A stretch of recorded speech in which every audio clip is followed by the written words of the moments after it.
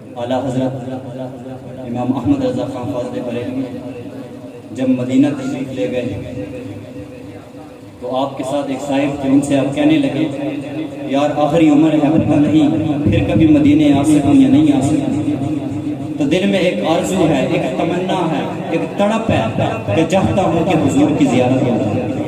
اب اعلیٰ حضرت مدینے کی گلیوں میں گھوم رہے ہیں، مدینے کے ذروں کے بوسے لے رہے ہیں، لیکن حضور کا دیدار نہیں ہو رہا۔ آخر میں اعلیٰ حضرت گنبد کے سائے میں بیٹھ گئے اور کلام لکھنے لگے۔ لکھتے ہیں وسوئے لال ازار پھرتے ہیں، وسوئے لال ازار پھرتے ہیں، تیرے دن اے بہار پھرتے ہیں، تیرے دن اے بہار پھرتے ہیں، اور اس گلی کا گدا ہوں میں کہ جس میں مانگتے تاجدار پھرتے ہیں، جو تیرے در سے یار پھرتے ہیں، در بدر یوں ہی خار پھرتے ہیں۔ لکھتے گئے لیکن حضور کی زیارت نہیں ہو رہی۔ اب آخری مقطع پہ پہنچے، توجہ رکھنا، اعلیٰ حضرت لکھنے لگے۔ آخری جب مقطع پہ پہنچے تو لکھا کہ کوئی کیوں تیری بات پوچھے رضا، کوئی کیوں تیری بات پوچھے رضا، تجھ سے کتے ہزار پھرتے ہیں۔ جب اعلیٰ حضرت نے یہ شعر کہا، حضور سامنے تشریف لے آئے۔ اعلیٰ حضرت نے حضور کے بددعا کے مکھڑے کی زیارت کی، بلیل کے زلفوں کی زیارت کی، ید اللہ فوق ایدیہم کے ہاتھوں کی زیارت کی، حضور کے پورے بدن کی زیارت کی۔ زیارت کرنے کے بعد اعلیٰ حضرت وجد میں آ گئے اور جھوم اٹھے۔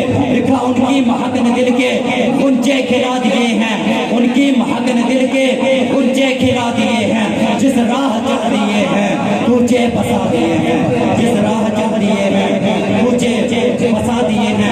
اعلیٰ حضرت وہ شخصیت ہیں کہ جنہوں نے پوری زندگی کے اندر جن کے حالات یہ ہیں کہ جنہوں نے پوری زندگی کے اندر 32 جلدوں پر مشتمل فتاوی رضویہ جیسا شاہکار لکھ دیا، ہدایت بخشش جیسا دیوان دے دیا، 70 سے زائد علوم پر آپ کو مہارت حاصل تھی اور 1000 سے زائد کتابیں لکھ گئے اعلیٰ حضرت۔ لیکن پھر بھی اس کی انتہا یہ ہے کہ ساری زندگی حضور کی تعریفیں کرتے رہے، حضور کی شانیں بیان کرتے رہے، لیکن اعلیٰ حضرت میں آخر میں اعلیٰ حضرت بھی ہاتھ جوڑ کے کھڑے ہو گئے اور عرض کرنے لگے سرور کہوں کہ مالکو مولا کہوں تجھے، سرور کہوں کہ مالکو مولا کہوں تجھے، باغ خلیل کا گل زیبا کہوں تجھے، سرور کہوں کہ مالکو مولا کہوں تجھے، باغ خلیل کا گل زیبا کہوں تجھے۔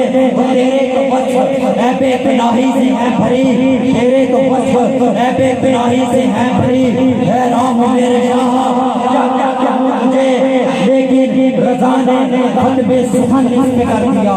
خالق کا بندہ خلق کا آقا کہوں تجھے، خالق کا بندہ خلق کا آقا کہوں تجھے۔